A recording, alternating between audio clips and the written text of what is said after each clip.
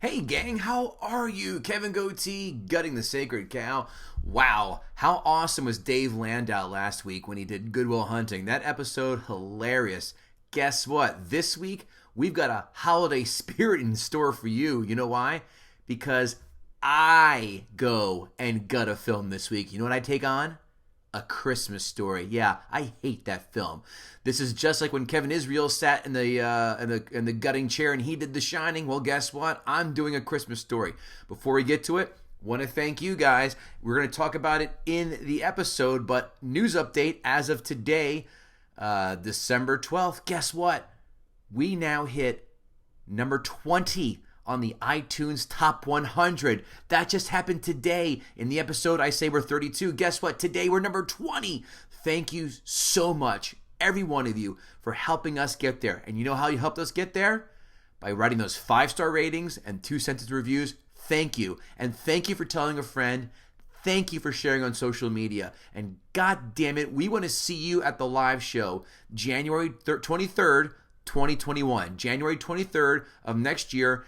AMC Clifton in New Jersey. We're doing The Karate Kid with Bill and Joanne. Oh, by the way, it just so happens Bill Schultz is back in the co-host chair for this episode. That's right. You know we love that scamp, as he loves to call people. Bill Schultz, Kevin Israel are riding shotgun together as I take on A Christmas Story.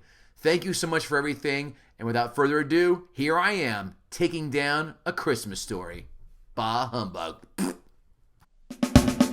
Gather round, here's what I know. It's just that this cow has got to go. I know some people kinda like it, yeah, it's trending right now. Yeah, that doesn't matter, cause we're gutting the sacred cow. What is happening, fellow gutters? Welcome to another episode of Gutting the Sacred Cow. Now, you're probably thinking, that is not the silky smooth voice of Kevin Gootee. That sounds more like the rough-hewed timbre of Kevin Israel. Well, you're right. And why am I talking to you to kick this off? This is a very special episode of Gutting the Sacred Cow for 3 reasons. 1, it's our holiday episode. If you're watching, you know that because I'm wearing a ridiculous leopard skin Santa hat, the only kind of Santa hat I endorse. And yes, to get this out of the way for the entire episode, I'm Jewish and I celebrate Christmas. So go fuck yourself. I'm not going to explain. Self-hater. Go to my Facebook page. Number 2, we have a special co-host tonight. We have brought back, for the 97th time, I think we have to put him on the payroll, 1 morning shows on Compound Media's own Bill Schultz. Welcome back, Bill. Wait, hold on, guys. Again, I'm the carrot top of talking about movies. I'm not done with my... So wait, what movie are we going to be talking about today? Well, let me... Bill, I can't see you. I can't see you. Hold on. All right, there we go. There we go. He God. doubled down on the props. Oh, I love you. Where did you find this? And the third reason... First of all, the hat is actually mine. I stole this from Compound Media. I don't think anybody does not believe... Are those Gina Bisconti's glasses? All I know is I have perfect vision, and I can see perfectly with these glasses on, and they look a little like Ralphie. Although, again, I don't know what we're talking about today. Well, the third reason this is a very special episode is because this is another Flip the Script episode. This is another Freaky Friday episode, Shaggy DA, whatever you want to call it. Our own captain of the USS Gutting the Sacred Cow has decided his movie to gut, and he has chosen a seasonal correct movie that has sent Bill Schultz into a tizzy, I would say. For the past week, I've listened to nothing but these two going back and forth on Twitter like 2 angry cats. Because Kevin Gootee has chosen the holiday classic, the beloved, it's actually played at least 12 times on Christmas Day, The Christmas Story. I step away from host for 1 second and you fuck up already. It's A Christmas Story. A Christmas Story. Jesus. It might as well be the Christmas Story. You Christmas Story. hater of America. The Christmas Story of retards. That's what it should be called. This is our holiday episode. Yes. And for the holidays, if you're still trying to think of what should I get my loved one? What should I buy my best friend, my girlfriend, my fiance, my partner? You can always buy them tickets to our live show. Yes. It's still happening. January 23rd at the Clifton AMC. We are going to be reviewing Karate Kid with none other than the guy who was in front of us, Bill Schultz and I Joanne apologize. Morning Show on Compound Media. What are you taking your pants off? I see I'm trying to plug in the I bet you're trying to plug it in. you look plug it into that lamp. You look like an extra from the Lost Boys. In that shot of yours right there. That weird headshot. Oh, I'll take that. That's a compliment. Sorry, the gay Yes, Lost we're Boys. I'm doing sorry. Karate Kid. This is my co-host's idea. And I actually kind of like the Karate Kid, but I love the balls on her for doing Huge the- balls. Yeah, this is gonna be, especially now. Karate Kid is not without its flaws, gentlemen. Oh. So come on out to AMC January 23rd. If you go to guttingthesacredcow.com, you can still get tickets. It's going to sell out. We are socially distancing. The whole thing is going to be safe. It's a massive theater that we have very limited seating to ensure that everybody's safely distanced apart. Come out, AMC Theater, January 23rd in Clifton. Tickets on guttingthesacredcow.com. Don't miss out. So we'll do the facts before we start this. These two are just drooling. They're champing at the bit, as one Kevin Gootee likes to say, to get to each other. But we'll get the housekeeping out of the way. This 1983 Christmas sensation had a budget of $4 million and a profit of $20.6 million. 2020 money, that's $10.5 million budget, and a profit of $54.2 million. Not too shabby for a Christmas movie. We're going to go over the scores. IMDb, as we all know, is a scale of 1 to 10 with decimal points. Gentlemen, I'll start with my co-host. I'll start with our founder, Kevin Gootee. I was going to say, your co-host right here. I know. Bill, you're giving me agita. You're giving this Christmas Jew agita. Kevin Gootee, what did A Christmas Story get on IMDb? All right. I know it's loved a lot and wrongfully because, again, this is a nation of people that finds the show Friends funny. So I'm going to come right out. I'm going to say this is an 8.4. Bill? 89. Nope. It's IMDb 1 to 10. Well, 8.9, you could really, Oh, sorry. I thought it was the other one. 8. 8. Yeah. Wow. What did you say, Kev? 8.4. 8.4. You guys were both close. 7.9 on the Oh, IMDb. Really? I overshot. Bill just missed it. Just missed it. Much like that outfit. Rotten Tomatoes. I think you both know them, so I'm just going to go over them to get the formality out of the way. Critic score of 89%. Abomination. And a nearly identical audience score of 88%. Gross. How often do the critics in the audience agree? Very few. I think actually when we did Good Will Hunting, the critics in the audience were pretty much spot on. Yeah. Kev, you got an uphill battle against this one if everybody is in alignment. And I look forward to it. Please. But first, let's talk about some quotes. I think we can get the most famous, really the only quote anyone needs. You'll shoot your eye out. Oh, sure. Oh. Which I actually think my mom did say to me when I asked her to get a BB gun myself. A few of my favorites that were a little more obscure. The soft glow of electric sex gleaming in the window. Great. I love that line. Meatloaf. I hate meatloaf. I think I say that every time that I order meatloaf. And when I tell you to come, you better come. I say that to my wife almost every night. And she fakes accordingly. Bill, and you know what? It's fine with me. I wonder how she's going to react. I wonder how she's going to react to you with that Peg Bundy-esque Santa hat on and no pants later on. She has a matching hat. Thank you very much. Meow. Yeah, boy. Actually, I think her is tiger striped. Oh. Bill, any outstanding quotes to you? Yes, and I think it really applies to the world we live in right now, because that's how amazing, listen to me, Gootee, you fucking asshole. That's how amazing this movie is. In our world, you were either a bully, a toady, or one of the nameless ramble of victims. That's one. And then the other one is, and we all remember this when we were kids, when Christmas gifts mattered. Next to me, in the blackness, lay my oiled blue steel beauty. The greatest Christmas gift I would ever receive, or ever received. And scene. Boy, he said a quote, not a fucking soliloquy. Jesus Christ. I don't understand what soliloquy is. Kev, any fashion. Any quotes for you?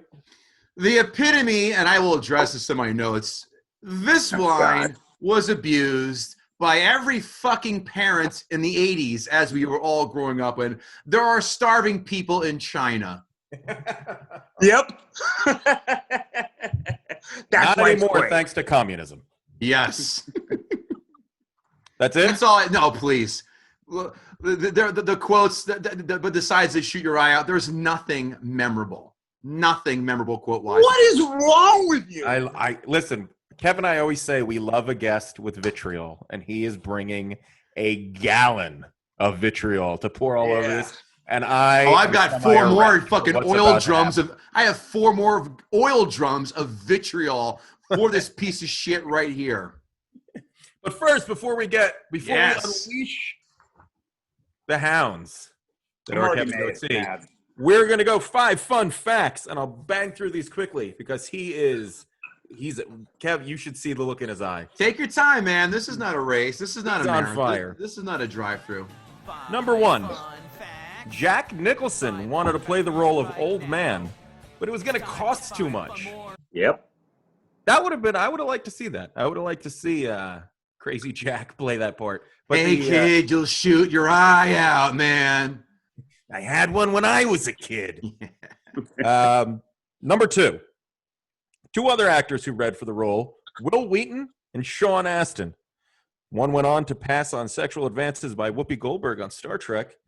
The other went on to make overrated Goonies. We always get a Goonies jab in. I think it's a requirement of every Gutting the Sacred Cow episode. I'm very surprised you read my notes with the jokes included, but I thank you for that. It was a good one. No, thank you. I gave you credit. Because at first I was like, I'm not reading his jokes. But then I was like, that's good. Thank you. You can bid, number 3. You can bid on eBay to spend Christmas Eve and Christmas Day in the house, and you also get $800 worth of gifts, including the bunny suit and the leg lamp. I would rather Airbnb a Dachau than stay at that fucking house. Kev, did you see how much it was costing? Like what the I didn't look it up. I did not look it up. I would love to know what people are paying. I'll stall for you, pal. Go ahead. All right. In the movie Elf, Ralphie is the head elf wearing the red hat. I didn't even know that. I had no idea. Uncredited. Good for him. Just making a comeback. Speaking of comebacks, Scott Schwartz went on to do porn movies. And I'm going to give one bonus fun fact that I also found. These movies were based off a series of short stories that originally printed in Playboy. Gene Shepard. Playboy, where all the best literature is found. Well, by the way, back in the day, it really was. Oh, Playboy. Yeah. The joke always was I read it for the articles, but it was. Yeah. It was a legitimate rival to most of the magazines out there. Absolutely. The answer to your question, starting rates at $195 a night, but varies with the season. Oh, so I'm sure Christmas Eve and Christmas Day are. It has to be like $2,000, I'm sure, for that. You know the filth that people have probably done in that house just to say they did it? Yeah. How many Christmas Story shitty home porno movies have they made? Oh, God, that's so true. I'll shoot your fucking eye out with my dick. I banged the lamp in that house. I banged my wife wearing a Ralphie bunny costume. But listen, we're not here to talk about sex acts in a Christmas we kind of Story attire. We're not here to criticize Bill's horrible wardrobe. We're here to do one thing and one thing only, and it is time to let Kevin Gootee. After a much await, Kevin is going to gut the sacred cow. I feel like Jim Carrey in the very beginning of Ace Ventura. This film is based on one principle, and that is, as we know, soul nostalgia. As we know in this podcast, that nostalgic argument holds up like wet paper mache. So drop your fucking cocks and grab your socks. Basic number one, this film is classified as a comedy. I challenge you both in your arguments, chapter and verse.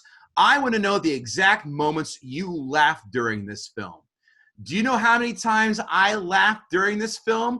Spoiler alert, less than I did rewatching Napoleon Dynamite. This film did not even have a smirk-worthy scene. At least Napoleon Dynamite, I smirked once ago, Not once, not ever. The dialogue in this film is beyond awful. The first scene where they're all having breakfast, no family speaks like that. It's like they're all speaking as strangers at an art gallery cocktail hour.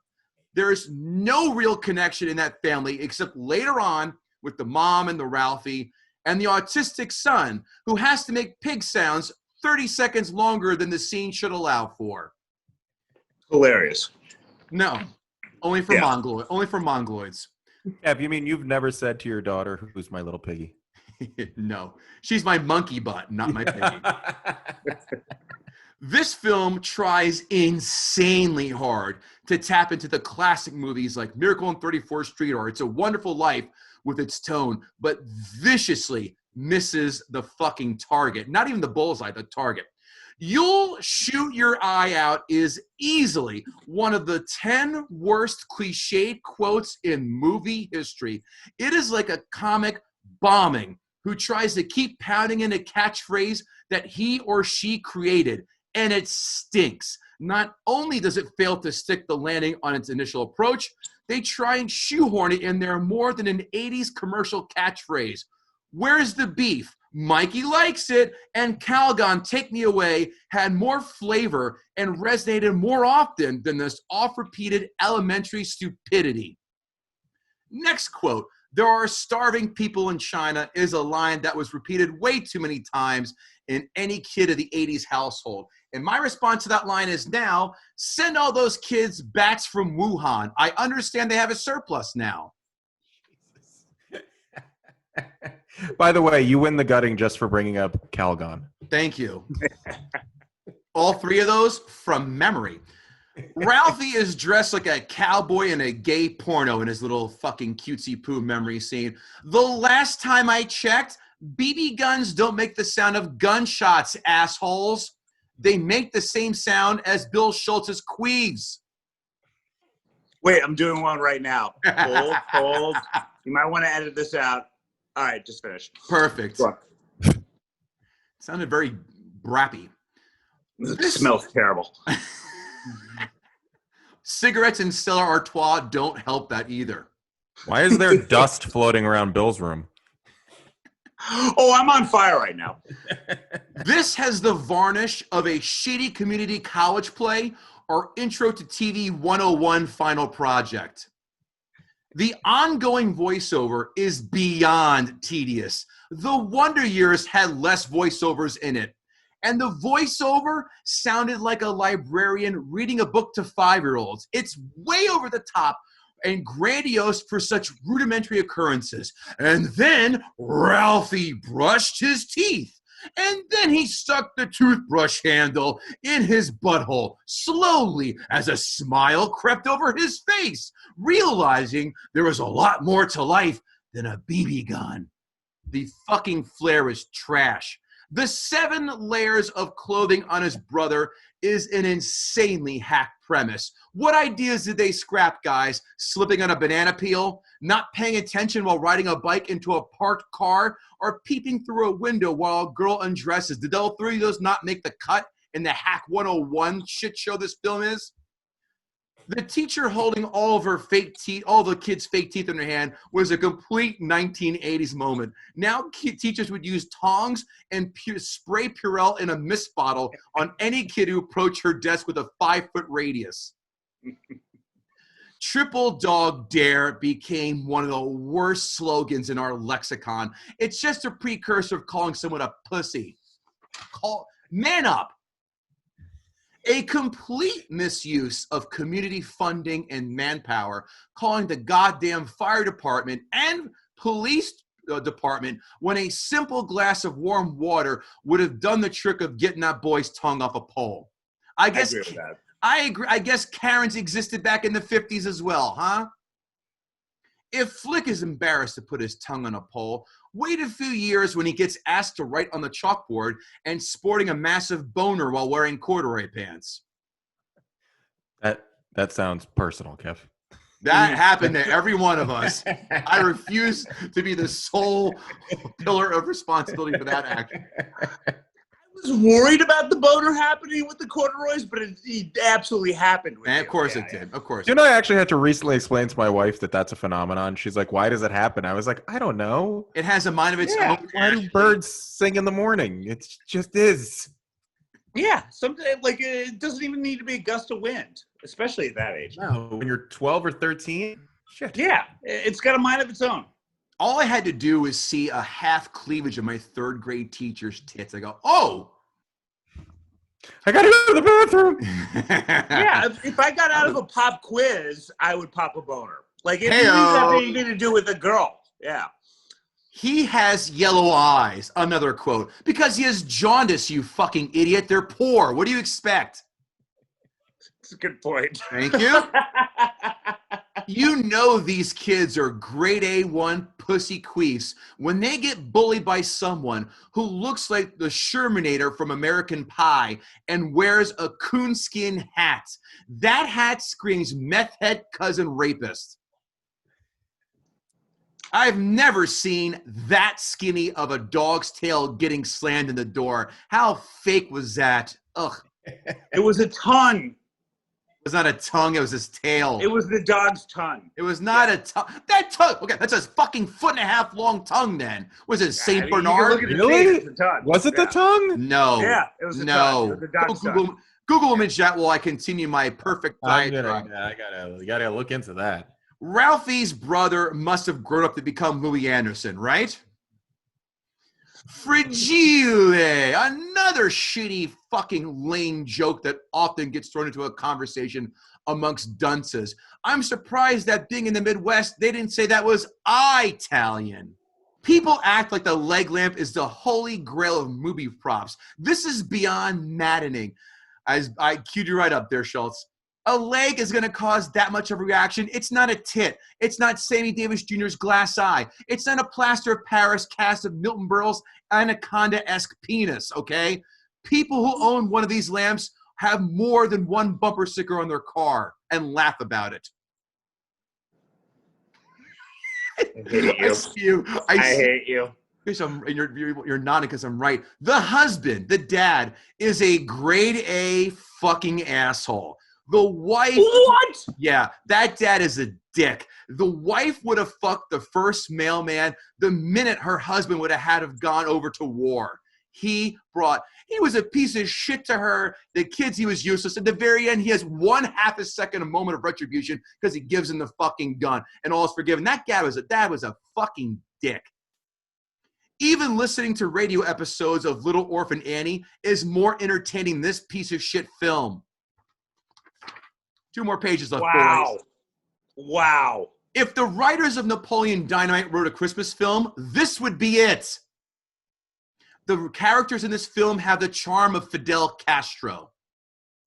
Any laughs at this point? We're about 55 minutes in this film. Any laughs yet? Nope. Thought so. Next quote. Wheeled and dealed like an Arab trader. Did I miss both men spitting into their hands and then shaking? By the way, such another, I hate this word too. I don't know why I had to use it. Such another Karen thing to do. Have a mom call another boy's mom to narc him out. Ugh. Because Donna Gootee got a few of those calls. I hate that. So it resonated with you. That hit home, but yeah, my mother got a few of those calls. Do you know your husband, your son said? She's like, yeah, I'm pretty sure. The fifth audible groan during this film, during the blind Ralphie scene, brought my wife out to ask, how much longer will I be yelling at the TV? I wish Ralphie's secret decoder message was, sell yourself free. Pour bleach into your old man's Ovaltine. Oh, the dad's a fucking... How fucking dare you? Ralphie throws punches like Andy Cohen, Ken Jeong, or Dame Judi Dench does. Dame Judi Dench could fucking win a fight. We both know that. She's a prize fighter. Osteoporotic 85-year-old woman? I don't think so. I don't know, but she's also kind of a pug dog. Okay, you ready for the only 15-second quasi-redeemable moment in this film? Seeing Santa in the mall with the slide next to him. That's pretty fucking cool. I give that credit. That's cool. Great. That's cool. Not as cool as driving cars around the Overlook Hotel, or sorry, Big Wheels in the Overlook Hotel. No, which we still have to do. To make that happen. Road trip. The whole dialogue with Santa and his helpers and Ralphie is blatantly over the top. No one accentuates their speech like that unless they're trying out for Shakespeare in the Park or an improv troupe. I love... What is wrong with you? Oh, listen, baby, you're just mad because this is just, I'm snipering out every spot in your taint that gets you so excited for this garbage cinema.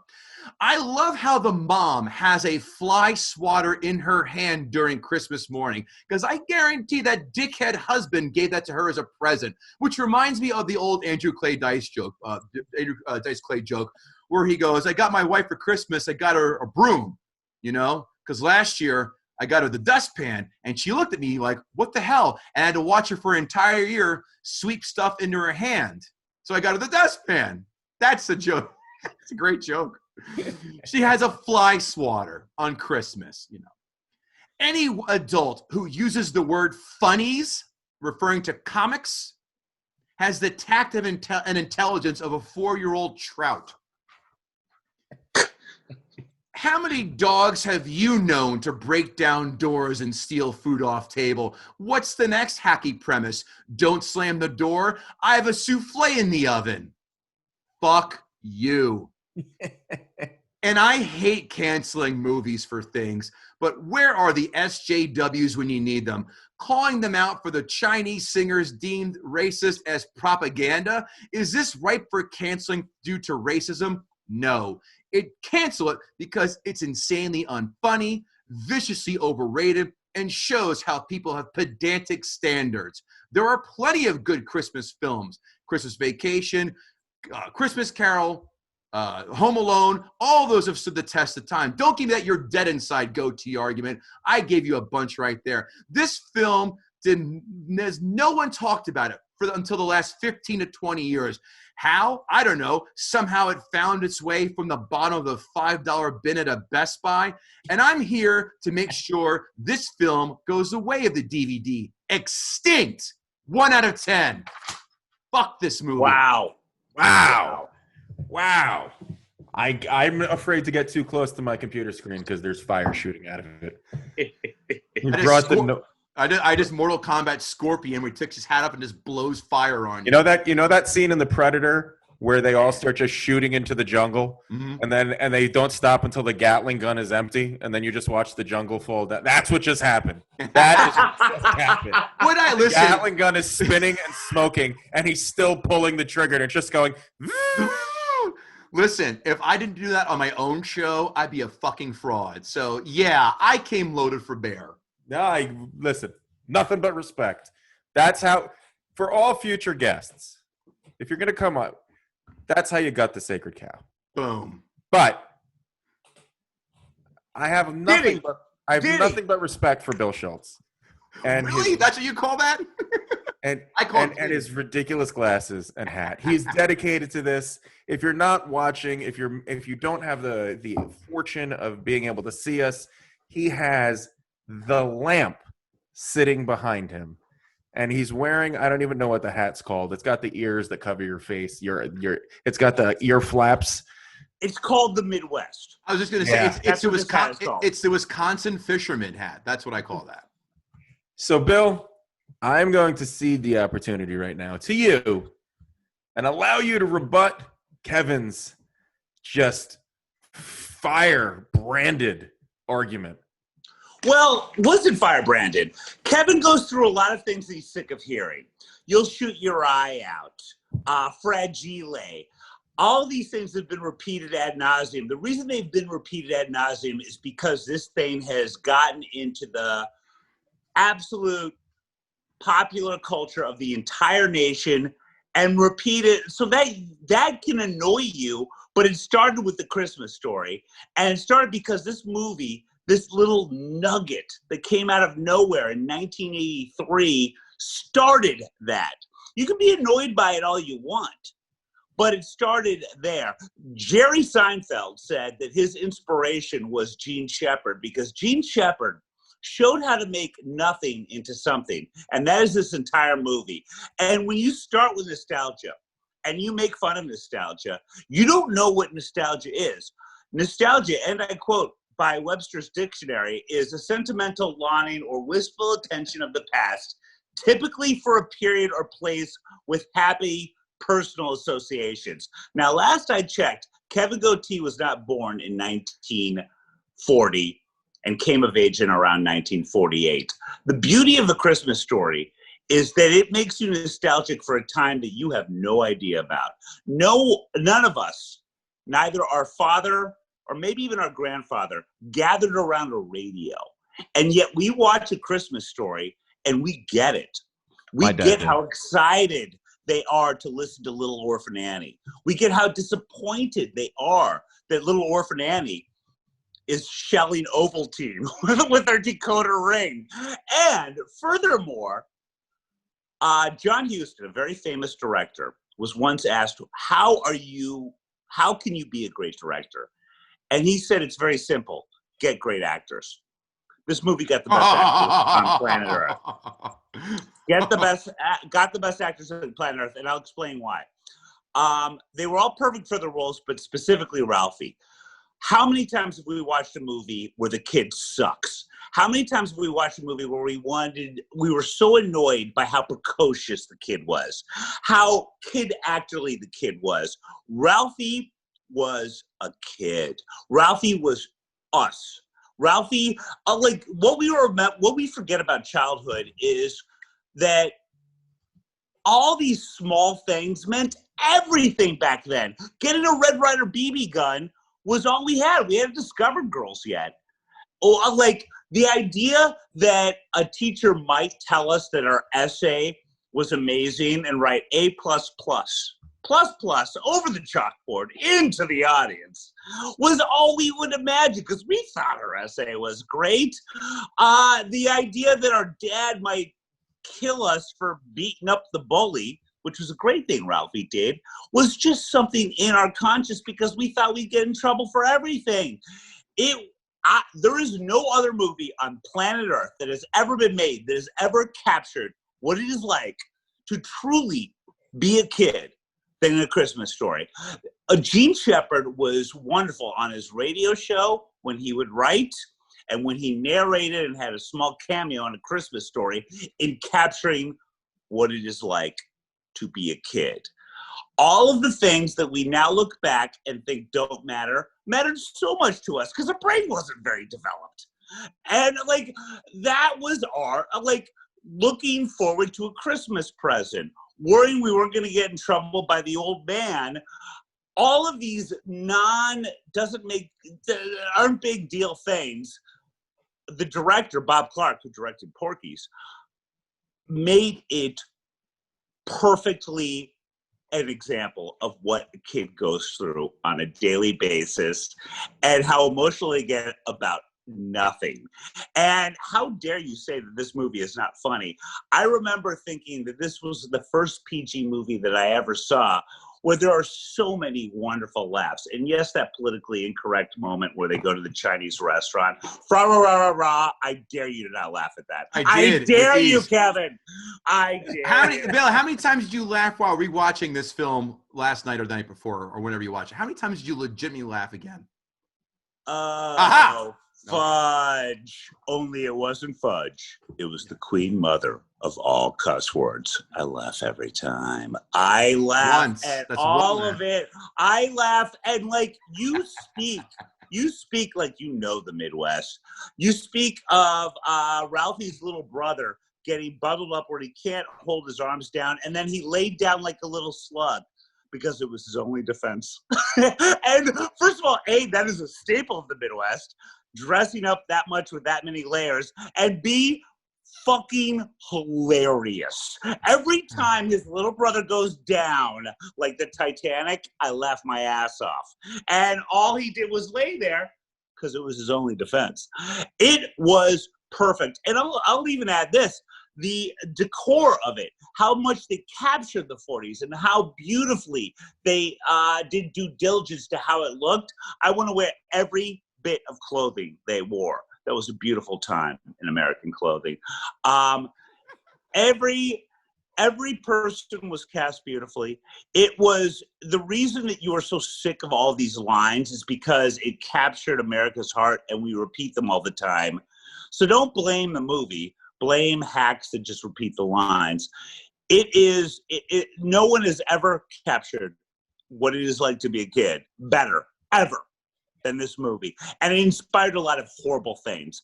The Wonder Years is on record. The maker of The Wonder Years is saying that the Christmas Story inspired The Wonder Years. The Wonder Years is absolute diarrhea. It is shit. I hate The Wonder Years. Ooh, yeah. is. Oh, yeah. And I'm the same age as Drew Barrymore, and I remember watching E.T. in the theaters and thinking, ugh. Oh! She's trying to be so cute, and she's the same age as me, and we're much more cerebral this age than Drew Barrymore is doing. But Peter Billingsley captured that age perfectly. He didn't try to be too cute. He didn't try to be too precocious. He was a kid. He was an accurate, worried about these things, overreacted about other things, kid. He was the most perfectly cast child actor in the history of child actors. And Kevin Gootee, you're an awful human being. And A Christmas Story is a wonderful movie, and your eyes are yellow. I've heard a lot of defending nostalgia, not any reasons why this movie is good. There have been other kids' films that have done a lot better job of representing being a kid than this film has. Sandlot. Sandlot's great. This movie's better. Little Big League, another one. All of those I just gave you two. Had hit or miss moments. This one is perfect from the beginning to the end. All you gave me were a bunch of lines that you were sick of. They're not, but they're not funny. I love quotes. You know that. It's a weekly article we do, or the quotes. But these quotes just these are bread sandwich quotes. There's nothing to them. There was a philosophy to all of it. The fact that the old man, and I love the fact that we never know Mr. Parker's first name. He's either Mr. Parker or he is the old man, which is what Gene Shepard would call his dad. He didn't have a lot. You know, he had to deal with the furnace. He had to deal with his wife, and he had to deal with his two weirdo kids. But he got that major award for some crossword puzzle he did, right? And he's so proud of that. And his wife hates it so much, and he wants to display it. And she, of course, we'll never know for sure, but she destroyed it. And that was his everything. And then he lost that, and he just couldn't do anything but just ball it up inside. I saw my dad in that. I think a lot of Americans saw their entire family in that. And it's wonderful. You don't have to think the movie is funny to know that it's beautiful wonderfully cast, perfect movie by a great writer, Gene Shepard, who made a lot of money through that, and he could leave radio after it. But He should it have. is a wonderful movie, and you have not convinced me on anything. That's not true. Well, I'm curious to see what my co-host has to say. Well, first, Bill, Yeah, give it curious. a score. Oh, that's Give it a right. score. 1 to 10. What do you give it, Bill?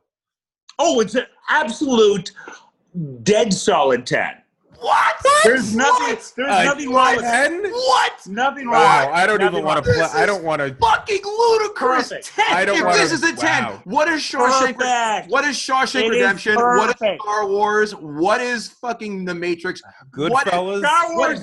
Star Wars is an 8 at best. What? Empire Strikes Wait. Back is 10. Wait, Bill. Caddyshack? You're gonna tell me that? Okay. You're gonna tell me. Caddyshack's a 10. Caddyshack's a 10. Okay. You're gonna tell me this is as good and as funny or whatever as the Christmas Story. Well, we're talking funny? No, I'm just saying it's a 10 it's a perfect movie. Oh, for Wow.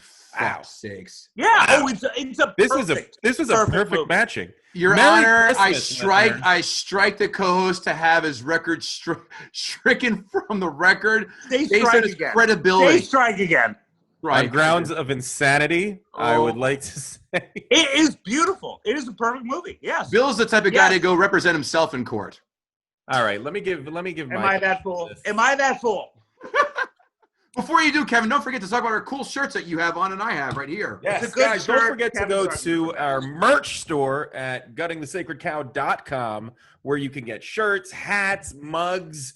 We don't have masks yet, do we? We should. No. We need to get on the mask train. You can get everything, guttingthesacredcow.com for all your merch. You can wear an awesome shirt. You're not going to fill it out as well as I do, but hey, listen, it's perfect. Someone's still working out. I have nothing else to do. Back to the movie. Look, this movie, up until I was about 12, didn't even exist in my periphery. And then Ted Turner looked at one of his assistants and said, you know what? We should play a Christmas movie all day, Christmas Day. And they said, but sir, we don't have the right to any Christmas movies to do something like that. And he said, well, go dig up a movie. And this is what they found. This is the movie that Ted Turner bought and sold his soul for to commit to our Christmas iconicon that we have to watch every year. And to me, and I'm going to lead with this, this movie is okay. Kevin, when Kevin told me he was picking it, I was like, all right.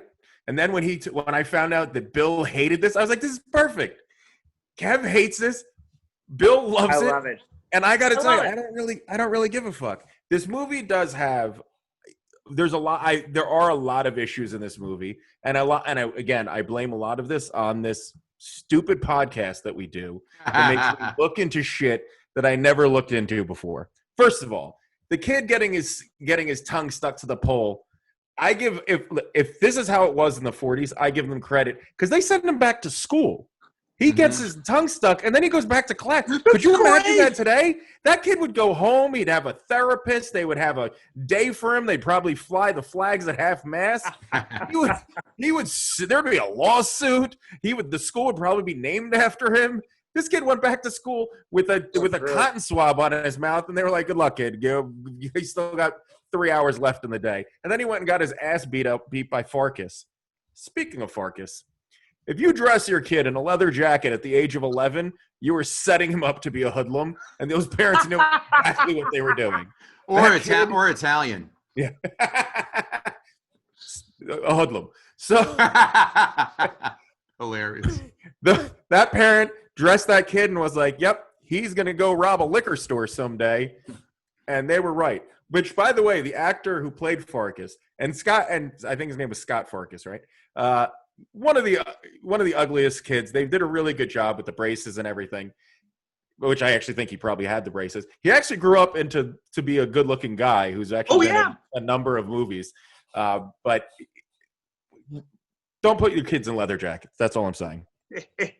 Indiana in the 40s looks exactly as horrible as I would imagine Indiana in the 40s and Indiana in the 2020s. Now, yeah. I have no desire to be there, and I have every movie you ever watch that's more than like 20 years old makes you go, I'm so glad I lived today. Because Yes. everything in the past looks like shit. All those people looked like they were still kind of dirty. They were all wearing wool, like a lot of wool. I feel Yeah. like they were always itchy and smelly. And I know that it was supposed to make you go, oh, a simpler time. And I just thought it was like a dirty, smelly time.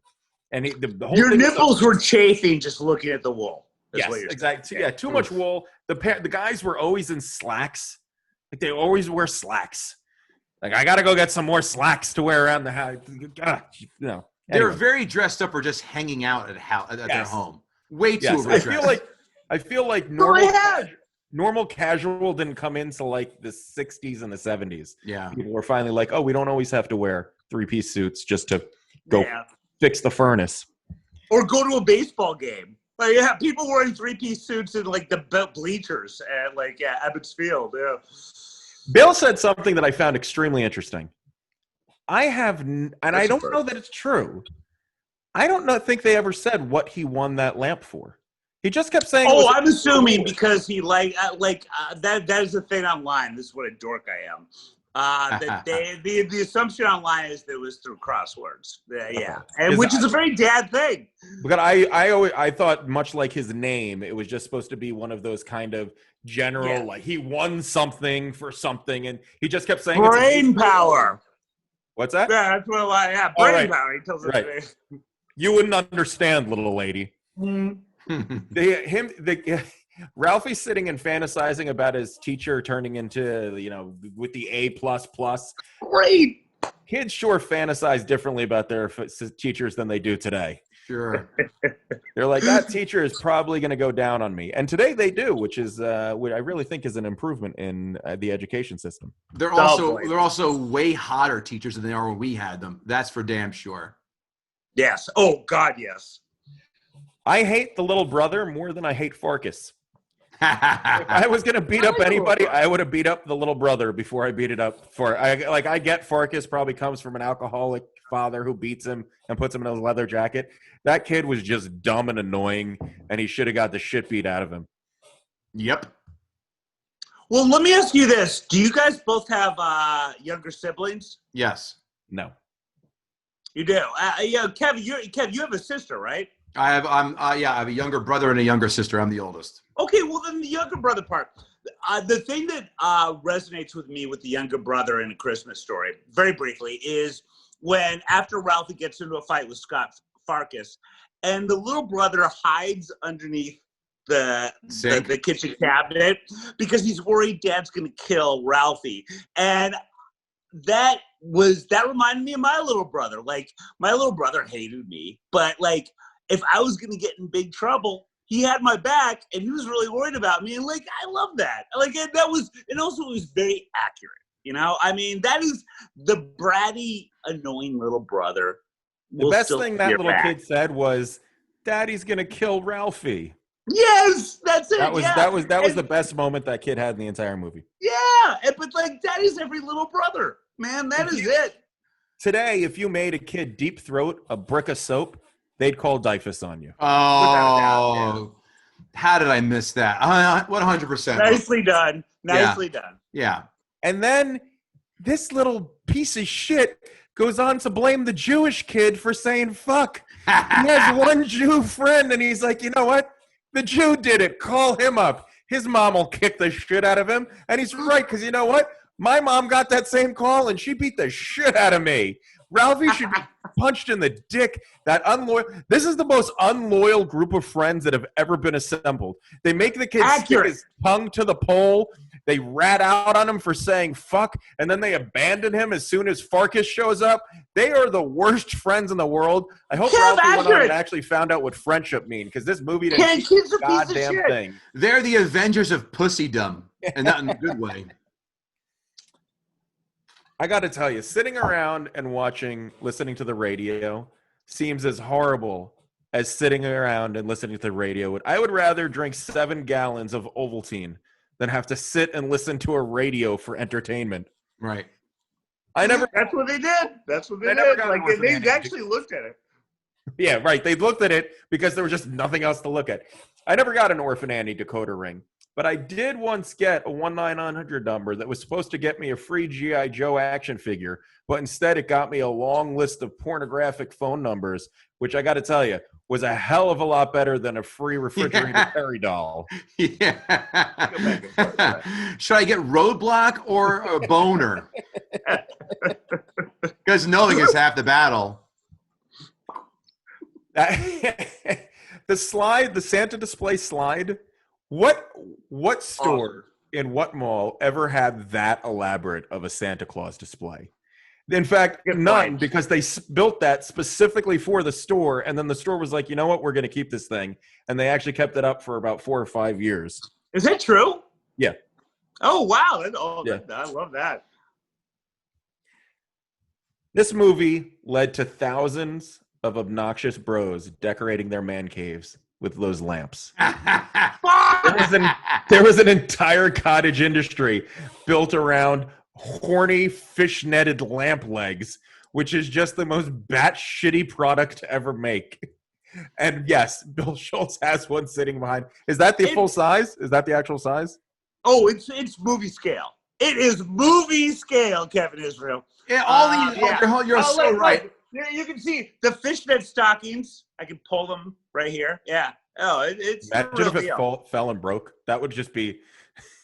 By the way, my little brother, who would cry whenever my dad would get mad at me, got me this. So that was a present right there. Yeah. By the way, every guy who owns that lamp bought it from a garage sale where the wife goes, "Throw that fucking thing out right now, or this is the end of this marriage," and they kowtowed. And I do have to say though, watching Ralphie run his hand up that leg was definitely something I would have done as a kid. Oh yeah, without a doubt. And then the leg even has the little undercut for the ass, and I kind of respected that level of workmanship. Like that, they really put the time into the shape of that leg. And as a little 11-year-old horny kid, I would have felt it up. Yeah, they censored that. I don't have the ass part. Yeah, I don't have that. Leaving a kid in line by himself to wait for Santa on that long line would get DIFUS called on you. But in the 80s, that was the norm because I did the same shit with my my brother. But today, could you imagine just leaving a kid and being like, "Good luck," especially that young? What was it, 8? I came this close to leaving my daughter in the car with the windows cracked. I was going to go run into fucking 7-Eleven and get something, and I can only imagine four people with the cell phone outside videoing like cars as they walk out with just fucking gum or whatever it was. I go, okay, I unstrap my daughter from the car seat, bring her in. They go, fucking pain in the ass. You guys are missing the one thing that ties us in with the 40s. We are the last generation that had so realistic toy guns where we could have robbed a bank with our toy guns. Oh, sure. Literally, we could have robbed a bank, and Ralphie had that. Right towards the end of probably Kevin and my childhood was when they made them put the orange or red cap thing at the end, so you knew it wasn't real. Oh, yeah. Speaking of cell phones, Kev, watching somebody stand in that long of a line without a cell phone gives me anxiety. I would have no idea what to do with myself. I just had to stand in line and wait. That little kid with the glasses, who was clearly supposed to be retarded, would have gotten punched in the face. If you gave a kid a gun for Christmas, they would call DIFUS on you. Yeah. She gave him a giant blue ball for Christmas, and that was not lost on me. I never thought about that. And if my neighbor's dogs broke into my house and ate my Christmas dinner, I would go over to that house with a bat. And I love dogs. I would break each of those dogs' legs, and then I would take their Christmas dinner and I would eat it in front of them. The fact that they were just like, well, we're going to dinner is complete horseshit. I would have called my lawyer. I would have called the police, but that would have been after I took a bat to the entire family, because that's horseshit. And that scene always drove me crazy. And how did they not put a lock on the door that could have kept the dogs out if they know that that was a recurring problem? That's fucking batshit crazy. Yeah. I love that you guys are applying logic to a movie. I mean, you know what? I hate to make this point. Kevin and I make it every now and then. Movies, I like to put movies in a category of reality. You have your movies that are complete fantasy, fiction, out of Marvel, Avengers. Then you have the movies that exist in pure, absolute reality, or 100% in reality. This movie is about 2 inches away from pure, absolute reality. Outside of it being a kid's memories and a kid's version of what he remembers, this movie exists in reality. So I'm going to hold it to the fire that those fucking dogs are bullshit. Well, Gene Shepard had neighbors called the Bumpkisses, and they had guns. So you take a bat to that family, they're going to shoot you in the face. So that's why he went to the Chinese store rather than picking a fight with them. They were the Hicks in Indiana versus. Well, you know what? This Jew wouldn't have been living in Indiana anyway, so it doesn't matter. Anyway, I give this movie. I was prepared to give this movie a 5.5. Oh yeah, I saw it coming already. Say it. But Kevin Gootee, yes, he brought me down. He brought it down. You're killing me. Bill, I love you, but he did it. This movie's a 5. This movie is just meh for me. It's literally just meh. Once in a while when it's on, I'll stop on a scene. And here's actually my biggest problem with the movie. And I could have ignored all of my notes. My biggest problem with the movie is there's no plot.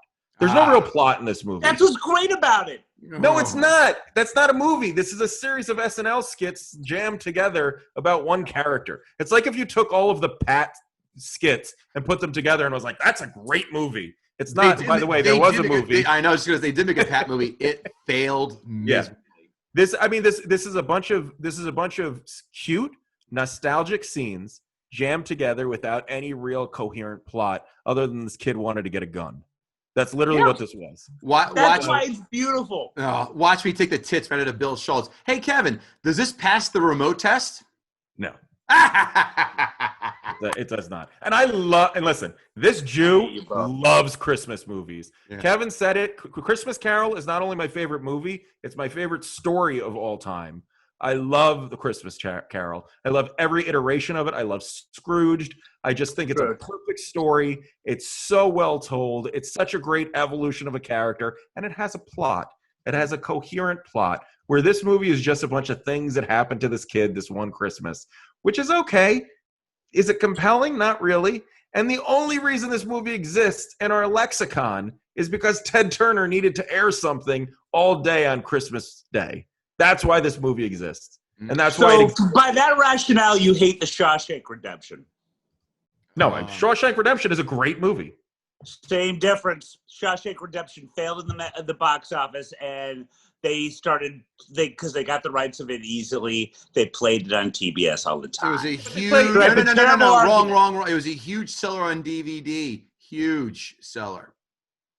No, when it became in VHS. I sit exactly halfway between the two of you, and I will stick to that. Kevin brought me down. I was gonna give it one half point more towards the all right, but no, Kevin. I hate you both. Evisceration. Let's see what some other people had to say about this fine movie. Hold on 1 second. I'm just gonna. The difference between this and Shawshank Redemption would be the fact that Shawshank Redemption had 21 wins and 43 nominations. Let's just pause. Yeah, I'm not even gonna entertain that. Okay. All right, Bill. Okay, just checking. Okay. Critics. Godfather 3 was nominated for Best Picture. Critics, 5-star reviews. Just a tour de force of holiday agony, outrageous and hilarious.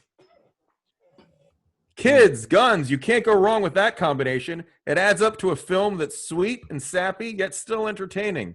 Kids and guns. Who doesn't love kids and guns, right? I love it. Ho, ho, ho.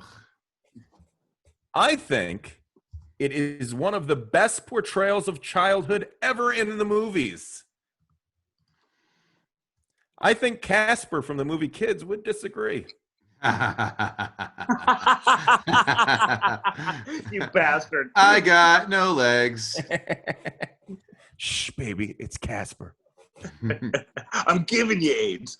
Delightfully entertaining and wryly amusing narration to keep the adults in the audience smirking. And the kids in the audience going, why is that lamp making me feel funny in my pants? Critics 1-star reviews. There are a number of small, unexpectedly funny moments in A Christmas Story, but you have to possess the stamina of a pearl diver to find them. Oh, Pearl diver. perfect. Pearl diver. That was an interesting choice for stamina. The script's lack of subtlety and effective wit make for an increasingly tiring experience. It won't make anyone forget Miracle on 34th Street, but this is a pleasant fare as far as holiday films go nowadays, which isn't very far. I'm surprised in the critics' 5-star reviews, no one used the word zeitgeist. You know what? It would have been an appropriate time to use zeitgeist. I know. I was waiting for it. All right, I got to breathe deep for it. Oh, no, not yet. It won't make anyone forget Miracle on 34. Oh, no, that's right. I did that one already. Mhm. This one I got to breathe deep for. This is a long one, and I think it's one sentence. A very creepy holiday movie as a kid growing up, even owning the leg lamp from this movie. I can say I hate this movie, and it ruins the holidays for me. I will say the father in the movie was great and probably can related to anyone's dad. What I find creepy in this movie is the narrator voice. Hearing the voice every Christmas over and over, dramatically explaining his most memorable Christmas is terrible, as well as the creepy Santa Claus, his elf, and the little midget bully that until now I realize was really a kid. This is a huge cult following, and that makes me wonder in the voice of Kenan Thompson, why? I have no idea what he said. I don't know. The Keenan, is that a good burger joke that I missed on? I don't know. I don't know if there was this SNL skit where he always just said why. I actually Googled it and I couldn't find it. No. Yeah, I don't know that one either. This is as symbolic to Christmas as National Lampoon. Amazon 5-star reviews. This is as symbolic to Christmas as National Lampoon's Christmas Vacation. While it's 35 years old, it holds up. Sure, the kid Randy whines a lot. You could weaponize that kid, sonic frequency. But the family scenes in this film were written by a man who just wasn't passionate about capturing the magic of the holiday season from a child's perspective. He was passionate about storytelling. The writer was the narrator of the film, and then looking at his career, it definitely shows. If you've never watched this, you'll laugh, you'll cry, and in the end, you'll be happy. Isn't that what Christmas is all about? I love the kid's voice could be weaponized as a sonic whatever. That was spot on. You have yellow eyes. I respect the amount of work that guy put into that. Yeah. As opposed to this guy. The sets, the costumes, etc., are all perfect. Yes. These low expectation having motherfuckers, I tell you. The storyline is simply adorable and enjoyable for children and adults alike, but you don't have to be a Christian to appreciate it and do it as well. But if you're a dirty Jew, you should stick to your own. Go watch 8 Days of Hanukkah or whatever that Adam Sandler film was. Crazy Nights. That's it. 8 Crazy Nights. Thank you. 8 Crazy Nights. Also, the psychotic break from the bullying happened to a buddy of mine in school. He was a small guy and ended up beating the bully and his butt kissed her so badly that they each needed several stitches. Since this happened in South Alabama in the early 60s, all the adults seemed to figure the bully and company got what they deserved. Good times. As a side note, our local bully never came back to school, never saw him or his parents around town, never did find out what happened to them. Good riddance to stinky trash.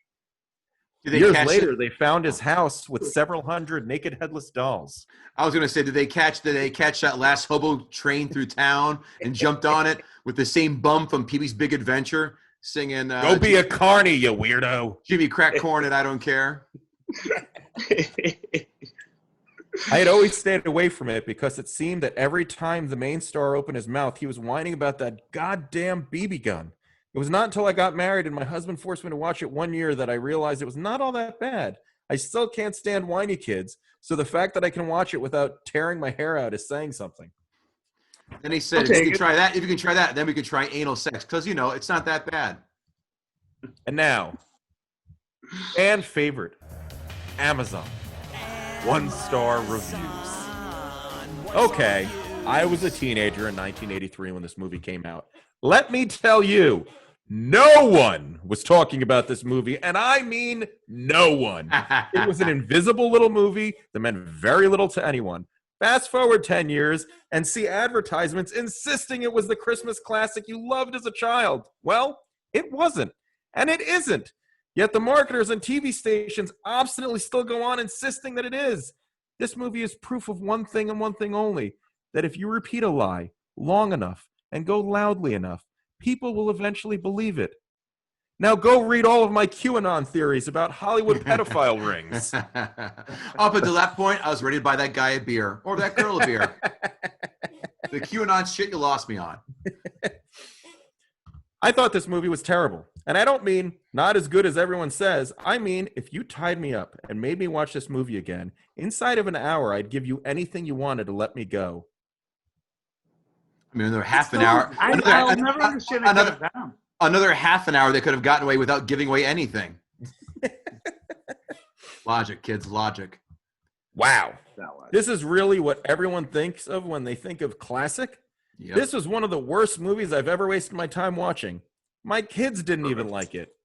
Of course, my kids don't like me, so what do they know? Their kids must be in advanced classes then, because I like the cut of his jib. This movie is awful. The storyline is totally disjointed and beyond creepy in certain points.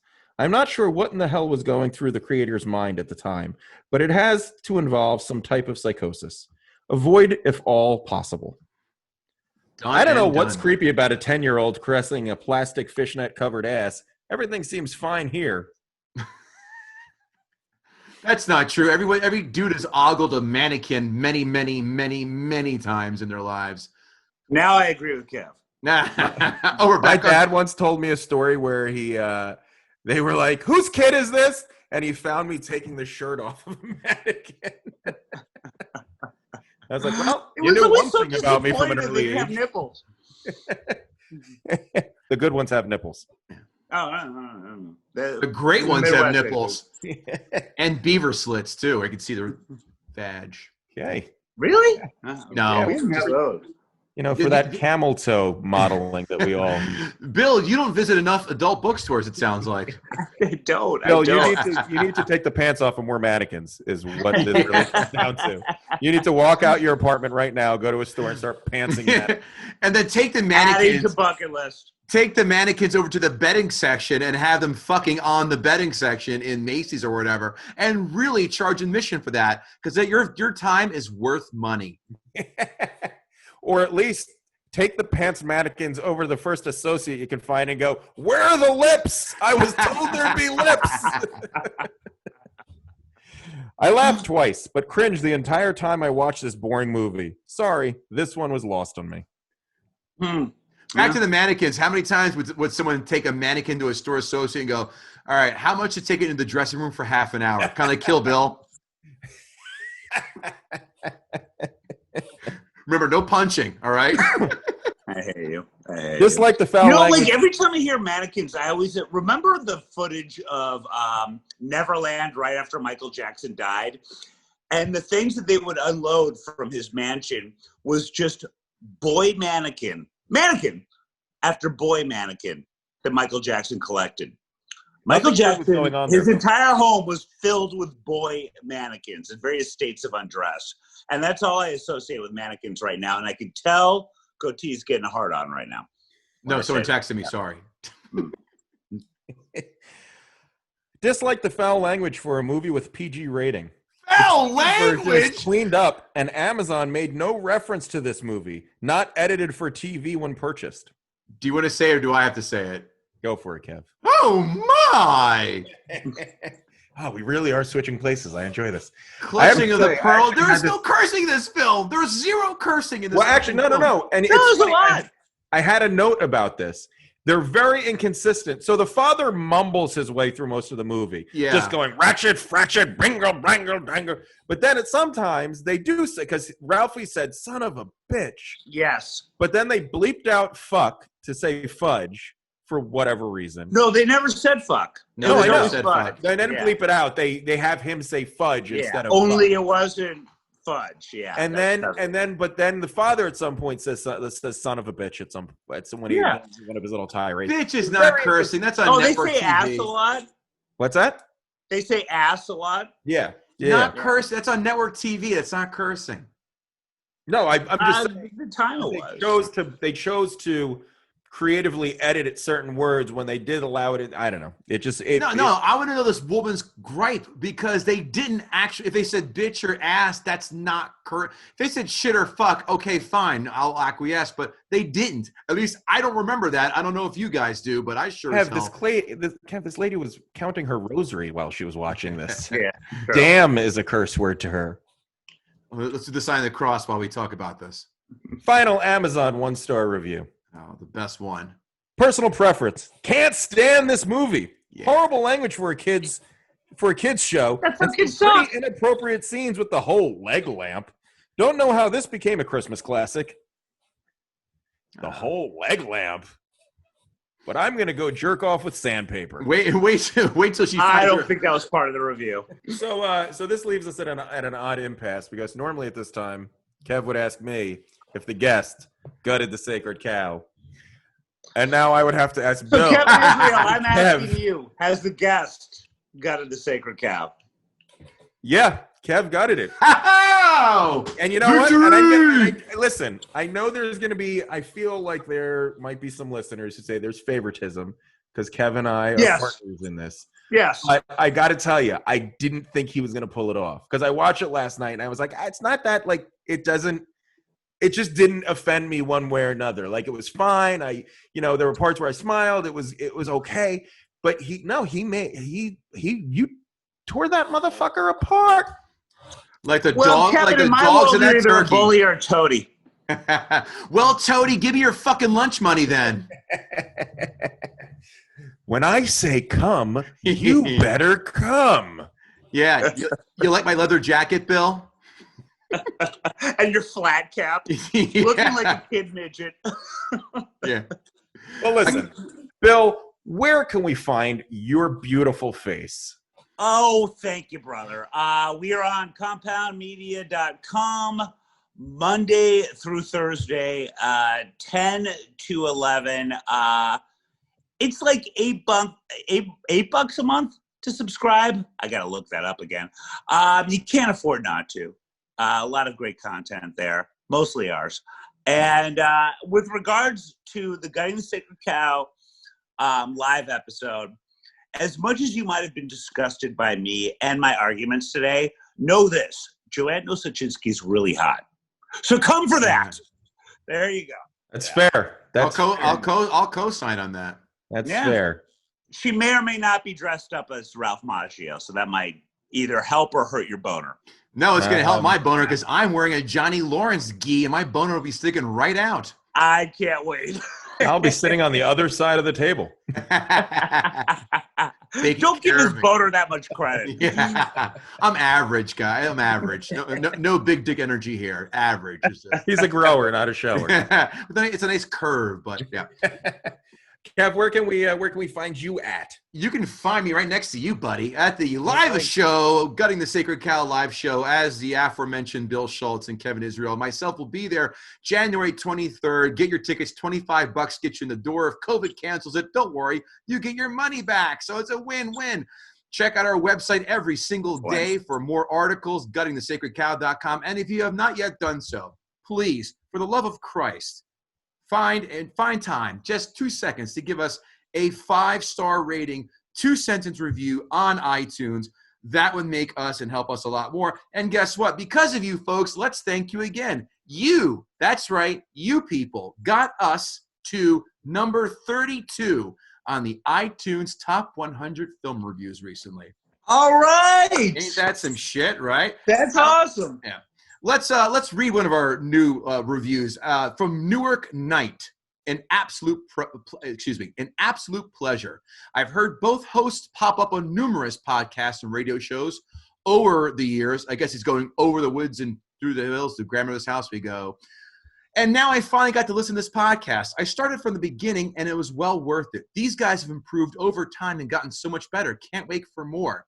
One other review I thought that was great. Gutting the Sacred Cow cured me from the coronavirus and saved me from a potentially disastrous Tinder date. I do, however, have bruised ribs from all the laughter caused by Kevin too. That's Kevin squared because, there's two of them. That's the kind of a hilarity that gets you posted on our social media and all that good stuff with your cutesy poo fun reviews. Kevin, That second review was from Anthony Fauci. I can't wait for that live show. That is going to be fun. And, I can't wait either. I hope it happens. Screw you, pandemic. We're gonna plot on through that. But it's been in a blast. In the face of the pandemic, I'm going to lick Bill Schultz's face. By the way, I'll tell Kevin. You'll shoot your eyes out. Oh, fuck you. It's good. It's a good callback. Right in the beginning of the pandemic, Bill, when was this? Like March, February? March, yeah. Where we were both like, fuck this COVID shit, and we both licked our thumbs and held them in the air. We were licking everything in the studio, like dickheads. Yeah. Put our thumbs in there and go, yeah, come get me, COVID. Well, apparently that shit has wheels. Oh, God. That's staying power. And here we are, kids. Okay. Zooming for 8 months. Yeah, so true. So, guys, thanks for listening. From Gutting the Sacred Cow, this was an awesome episode. Bill, you are a gentleman, a scholar, and a thanks for having me, guys. Professional piece of shit. Wait, what? Can we edit that last part out? No.